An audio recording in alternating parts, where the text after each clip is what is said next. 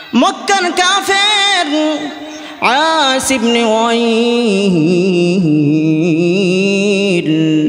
মক্কার এক পুরাতন কবর থেকে একটি হাড় নিয়ে চূর্ণ বিচূর্ণ করে নবীর দরবারে উপস্থিত। আস ইবনে ওয়াইল সে নবীকে লক্ষ্য করে বলেন, হে মুহাম্মদ, বলে তো এই জিহান চূর্ণ বিচূর্ণ হয়ে গিয়েছে, এই হাড়ের মধ্যে আল্লাহ কিভাবে জীবন দান করবে? এই মুহাম্মদ, তুমি বলো কিভাবে জীবিত করে এই হাড়ের মধ্যে জীবন দিয়ে জীবিত করে কিভাবে তার হিসাব দিবে, তুমি বলো। আল্লাহ পাক সাথে সাথে আয়াত নাজিল করে জানিয়ে দেন, সূরা ইয়াসিনের আয়াত। আল্লাহ পাক বলেন, ক্বালা মান ইউহয়িল আযামা ওয়া হিয়া রামীম।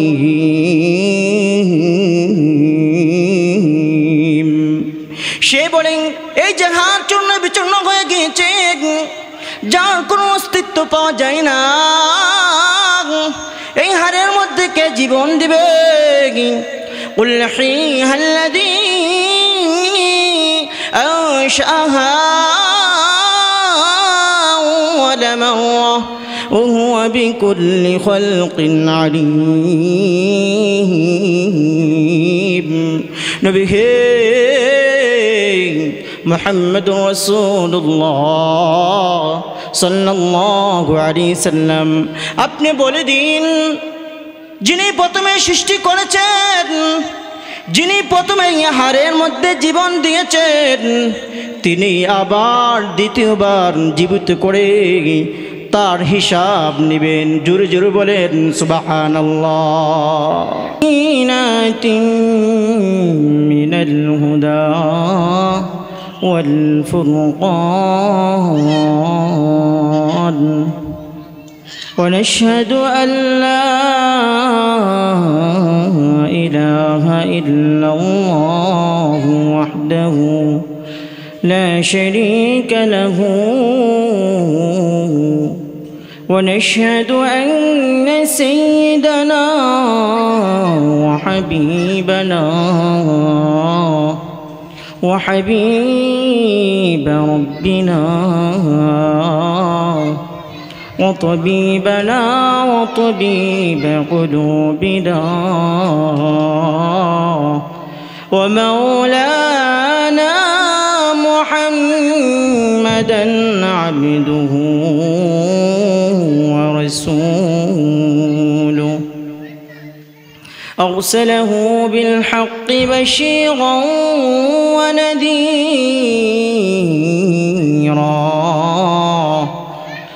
وداعيا إلى الله بإذنه وسراجا وقمرا منيرا. أما بعد فأعوذ بالله من الشيطان الرجيم. بسم الله الرحمن الرحيم. زعم الذين كفروا أن لن يبعثوا قل بلى وربي لتبعثن ثم لتنبؤن بما عملتم وذلك على الله يسير. صدق الله العظيم. سبحانك لا علم لنا إلا ما علمتنا إنك أنت العليم الحكيم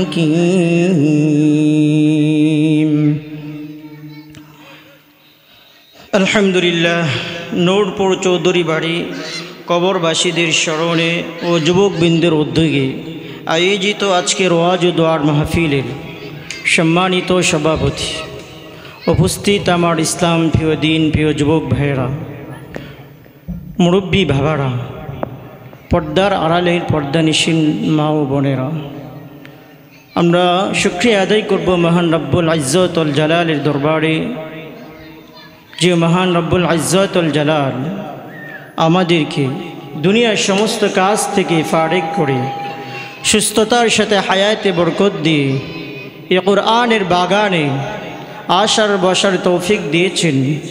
সেই জন্য অন্তঃস্থল থেকে কালিমাতুশ শুকর আদায় করছি। সকলেই জোরে সোরে আওয়াজ দিয়ে পড়ছি আলহামদুলিল্লাহ। সম্মানিত উপস্থিতি, সংক্ষিপ্ত সময়, এই জন্য আমার ভূমিকা আর লম্বা করতে চাই না, আলোচনা শুরু করে দিব ইনশাআল্লাহ তাআলা। আলোচনা শুরু করার আগে আমরা জানব আজকে আমার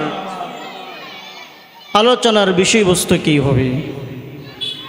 সংক্ষিপ্ত সময়ে আমি আপনাদের সামনে যে আলোচনাটা করতে চাই সেটা হচ্ছে আল্লাহ পাক আমাদেরকে মৃত্যুর পরে আমাদেরকে কিভাবে জীবিত করবেন এবং আমাদের হিসাব কিভাবে নেবেন, এই বিষয়টা সামনে নিয়ে কিছু আলোচনা করব ইনশাআল্লাহ তাআলা।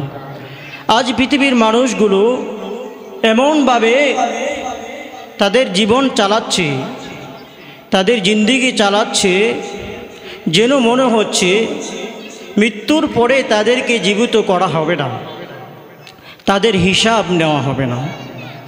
যে নাফরমান দিন দিন তার নাফরমানি বেড়েই যাচ্ছে, যে গুনাহগার দিন দিন তার গুনাহ বেড়েই যাচ্ছে, যে চোর দিন দিন তার চুরি বেড়েই যাচ্ছে, যে ডাকাতি করে তার ডাকাতি দিন দিন বেড়েই যাচ্ছে, যে সুদের কারবার করে তার সুদের কারবার দিন দিন বেড়েই যাচ্ছে, যে ঘুষের কারবার করে তার ঘুষ দিন দিন বেড়েই যাচ্ছে। যেন মনে হচ্ছে তার জীবনে হিসাব দিতে হবে না, যেন মনে হচ্ছে তাকে মৃত্যুর পরে জীবিত করা হবে না। কাফেররা ধারণা করে যে তাদেরকে জীবিত করা হবে না। আজ মুসলমান কাফেরদের মতো হয়ে যাচ্ছে। কাফেররা যে ধারণা করে, আল্লাহ পাক কুরআনুল কারীমের সূরাতুত তাগাবুনের মধ্যে উল্লেখ করেছেন। আল্লাহ পাক বলেন, জাআমাল্লাযীনা কাফারু আল্লান ইউবআতু। কাফেররা ধারণা করে, তারা দাবি করে আল্লান ইউবআতু, তাদেরকে জীবিত করা হবে না, তাদের দুনিয়ার জীবনে শেষ জীবন, তাদের জীবনে হিসাব দিতে হবে না।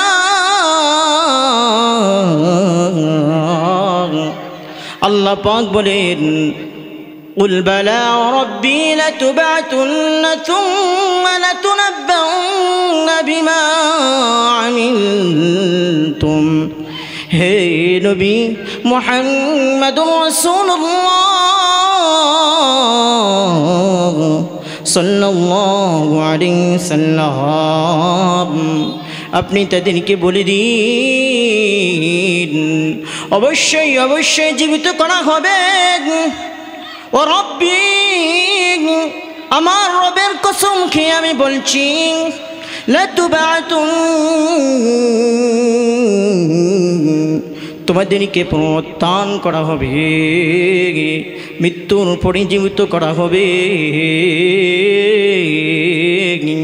শুধু তাই নয়, লাতুনাব্বাউন্না বিমা আমিলতুম, তোমরা কি করছো দুনিয়ার মধ্যে, ভালো না খারাপ আমল করেছো, হালাল পথে চলেছ না হারাম পথে চলেছ, সবগুলো আমি আল্লাহ তোমাদেরকে জানিয়ে দিব। ওয়াদালিকা আলাল্লাহি ইয়াসীর। আর আল্লাহ পাক বলেন, পুনরুত্থান করাটা, পুনরায় মৃত্যুর পরে জীবিত করাটা, এটা আমার জন্য সহজ, আমার জন্য কঠিন নয়। আল্লাহ পাকের জন্য পুনরায় জীবিত করা মৃত্যুর পরে এটা সহজ, এটা কঠিন কোনো বিষয় নয়। আমার ভাইয়েরা, আল্লাহ পাকের নিকট কিভাবে সহজ, কিভাবে আমাদেরকে আল্লাহ পাক মৃত্যুর পরে জীবিত করবেন, এর কয়েকটা দৃষ্টান্ত আমি আপনাদের সামনে পেশ করলে বুঝতে পারবেন। এক নম্বর দৃষ্টান্ত, হো মুসলমান, মক্কার কাফের আস ইবনে ওয়াইল মক্কার এক পুরাতন কবর থেকে একটি হাড় নিয়ে চূর্ণ বিচূর্ণ করে নবীর দরবারে উপস্থিত। আস ইবনে ওয়াইল সে নবীকে লক্ষ্য করে বলেন, হে মুহাম্মদ, বলে তো এই যে হাড় চূর্ণ বিচূর্ণ হয়ে গিয়েছে, এই হাড়ের মধ্যে আল্লাহ কিভাবে জীবন দান করবে? এই মুহাম্মদ, তুমি বলো কিভাবে জীবিত করে এই হাড়ের মধ্যে জীবন দিয়ে জীবিত করে কিভাবে তার হিসাব দিবে, তুমি বলো। আল্লাহ পাক সাথে সাথে আয়াত নাজিল করে জানিয়ে দেন, সূরা ইয়াসিনের আয়াত। আল্লাহ পাক বলেন, ক্বালা মান ইউহয়িল আযামা ওয়া হিয়া রামীম।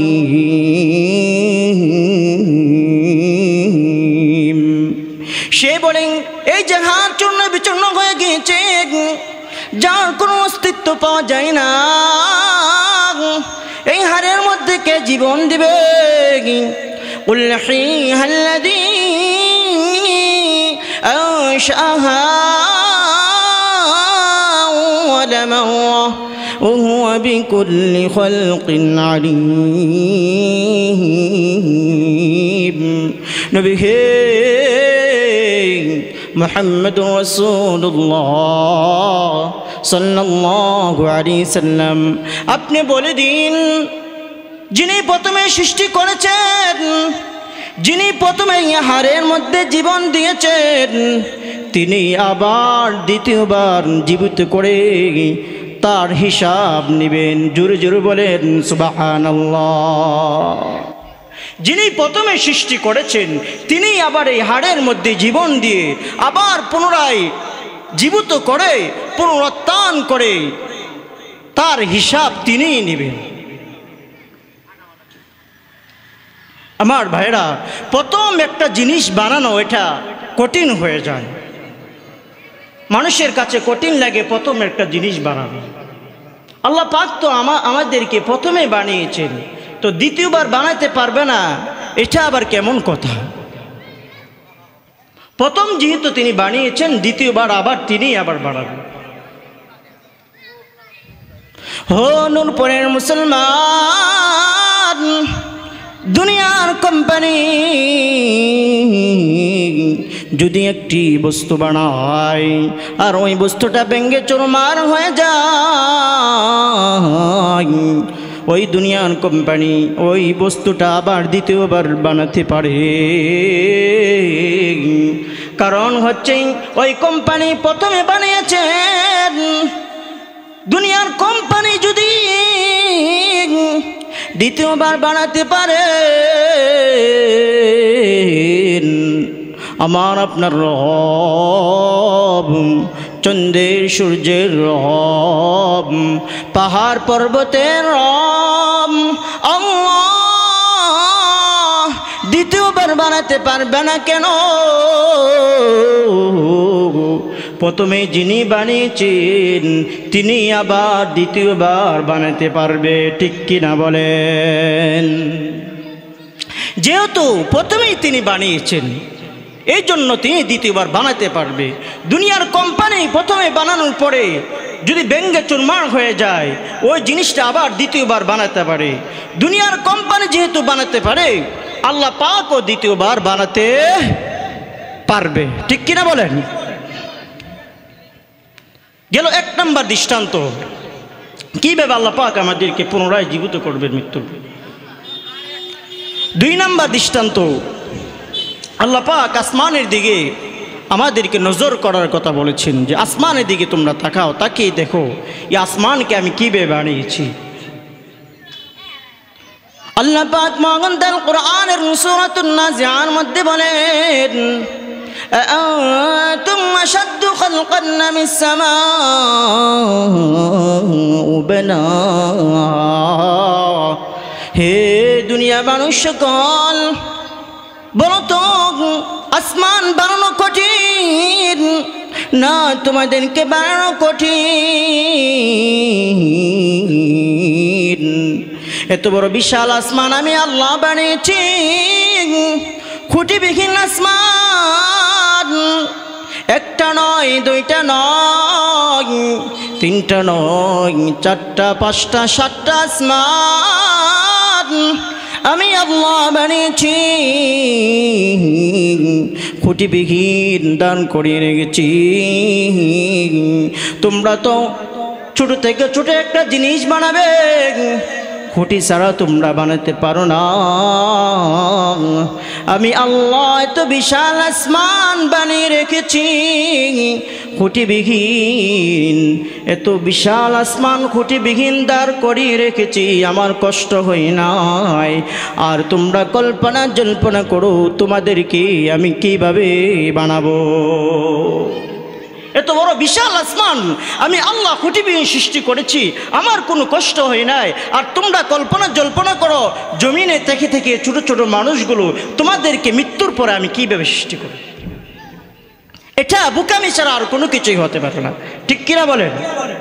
যারা বোকা, যারা পাগল, তারা এই ধারণা করতে পারে।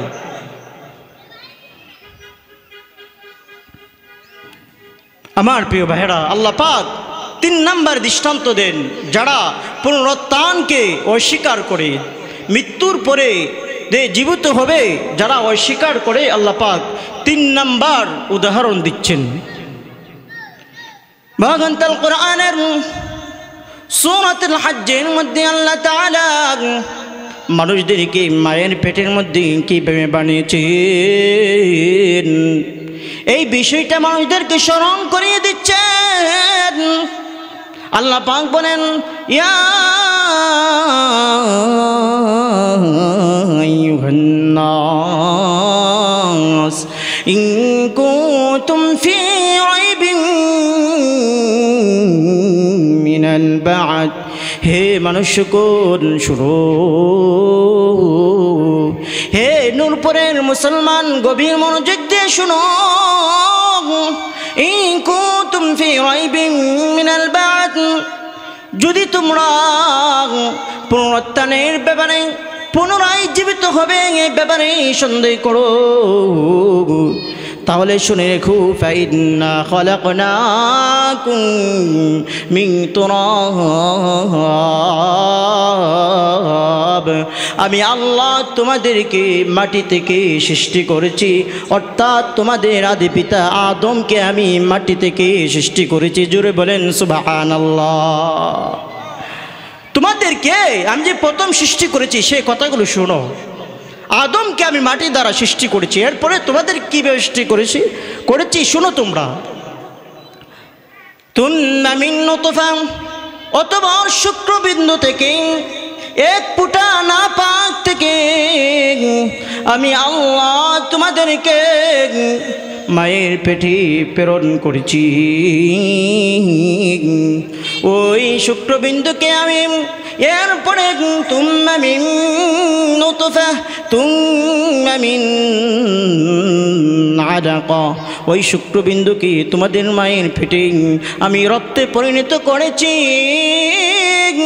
রক্ত পরিণত করার পরে তুম্মা মিন আলাকা গোস্তে পিণ্ডে আমি পরিণত করেছি। অতঃপর এই গোস্ত পিণ্ডকে আমি হাড়ে পরিণত করেছি। এইভাবে আমি তোমাদেরকে মায়ের পেটে বানিয়েছি। সুতরাং তোমরা কিভাবে এই কথা ভাবতে পারো যে দ্বিতীয়বার আমি তোমাদেরকে বানাতে পারবো না? মায়ের পেটে তোমাদেরকে আমি এক ফোঁটা নাপাক পানি থেকে বানিয়েছি। এরপরে এই নাপাক পানি থেকে তোমাদের রক্ত আমি তৈরি করেছি, এরপরে গোস্তে পিণ্ডে আমি তৈরি করেছি। এইভাবে তোমাদেরকে আমি দুনিয়ার মধ্যে প্রেরণ করেছি। এখন তোমরা দুনিয়াতে এসে তোমরা ভাবো যে তোমাদেরকে কীভাবে আমি সৃষ্টি করব মৃত্যুর পরে। না না না, এই কথা কখনো বাবা যাবে না। যিনি প্রথমেই মায়ের পেটে সৃষ্টি করেছেন তিনি আবার দ্বিতীয়বার সৃষ্টি করবেন। আমার ভাইয়েরা, আমরা যে এখন মৃত্যুর পরে আমাদের রবের দরবারে যাব, আমরা কি নিয়ে যাব? আমাদের রবের দরবারে আমাদের কি হিসাব আমরা দিব? হো নূরপুরের মুসলমান, প্রত্যেক দিন কত মানুষ চলে যায়। প্রত্যেক দিন গাড়ির নিচে মানুষ চলে যাচ্ছে, পানির নিচে মানুষ চলে যাচ্ছে, আগুনতে আগুনে পুড়ে চলে যাচ্ছে। তুমিও চলে যাবে, আমিও চলে যাইব। না জানে কখন বিদায়ের ঘন্টা বেজে যায়। হায় হায়, রবির দরবারে কি নিয়ে যাব, কি নিয়ে যাব? একই দিন তোমার নাম মসজিদে হবে এলান।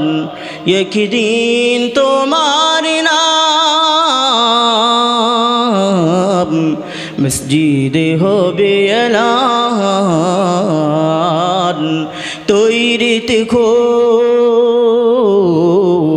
তৈরি রেখো,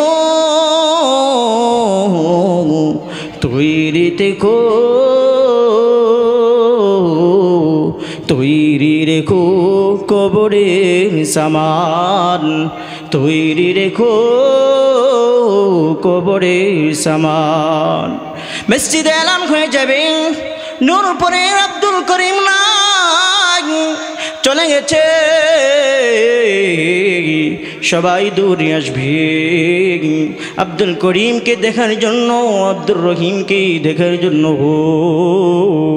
একদল যাবে বাঁশ কাটার জন্য, আর একদল যাবে খাটে আনার জন্য। কেউ গড়ে আসবে কেঁদে কেঁদে, কেউ এলান দিয়ে দিবে অমুক চলে গেছে। একদল প্রস্তুত হয়ে যাবে, একদল প্রস্তুত হয়ে যাবে জানাজা পড়ার জন্য, তোমাকে বিদায় দেওয়ার জন্য। সবাই প্রস্তুত, সবাই প্রস্তুত। তোমার বাবা প্রস্তুত, তোমার মা প্রস্তুত, সবাই প্রস্তুত। তোমার কি প্রস্তুতি আছে বলো? তোমার কি প্রস্তুতি আছে? তোমার তো কোনো প্রস্তুতি না হয়। কবরে জীবনে তুমি কি হিসাব দিবা তোমার রবের দরবারে? কবরে আযাব তো কঠিন আযাব। নবী বলেন, যখন কোন ফরমানকে কবরের মধ্যে রাখা হয়, এই কবরের এক পাশ থেকে আরেক পাশ এমনভাবে চাপ দিয়ে হাদিসের মধ্যে আসছে একটা পাঁজর আরেকটা পাঁজরের সাথে মিশে যায়। এত কঠিন কঠিন আযাব কিভাবে সহ্য করবা? দুনিয়ার একটু গরমে সহ্য করতে পারো না, দুনিয়ার একটু আগুন সহ্য করতে পারো না, ওই কবরের আযাব, ওই কবরের চাপ কিভাবে তুমি সহ্য করবা? আমার ভাইরা, কবরের জীবনের খবর তো আমাদের কেউর নেই। শুধু দুনিয়া দুনিয়া দুনিয়া করতে করতে আমাদের জীবন শেষ। এই জন্য আমার প্রিয় ভাইরা, আমাদেরকে প্রত্যেককে কবরে যেতে হবে। আমাদের জীবনের হিসাব আমাদের রবের সামনে দিতে হবে। আমরা কি দিব এই চিন্তা করা দরকার। আজকে আলোচনা থেকে আমরা এই কথাটা বুঝতে পারলাম যে অবশ্যই অবশ্যই আমাদেরকে মৃত্যুর পরে জীবিত করা হবে কিনা বলেন? মৃত্যুর পরে জীবিত করা হবে কিনা? হবে। যিনি প্রথমে বানিয়েছেন তিনি আবার দ্বিতীয়বার সৃষ্টি করবেন, সৃষ্টি করে আমাদের জীবনের হিসাব নেবেন। এই জন্য আমার ভাইয়েরা, জীবনের হিসাব তৈরি করতে হবে, জীবনের হিসাবের জন্য প্রস্তুতি নিতে হবে। আল্লাহ পাক আমাদেরকে সকলকে জীবনের হিসাবের জন্য প্রস্তুতি গ্রহণ করার তৌফিক দান করুন। সকলে বলি আমিন। ওয়া আখিরু দাওয়ানা আলহামদুলিল্লাহি রাব্বিল আলামিন।